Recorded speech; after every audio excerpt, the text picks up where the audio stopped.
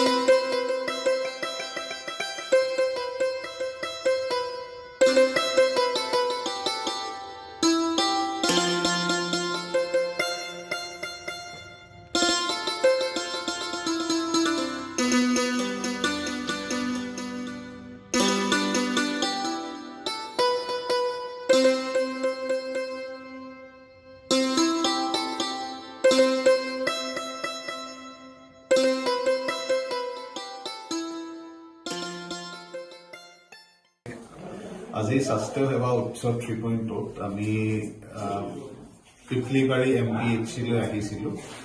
তাতে আমি ফেচিলিটিজবিলাক চালোঁ। তাতে আমাৰ যিখিনি ডকুমেণ্টেশ্যন আছিলে, যিখিনি আমাক চাব দিছিলে, বস্তুবিলাক চালোঁ। আমি বহুতখিনি ছেটিছফাইড যে বহুতখিনি ইয়াতে ইম্প্ৰুভমেণ্ট আমি দেখিছোঁ, বহুত তাতে ফেচিলিটিজ আমি দেখিছোঁ।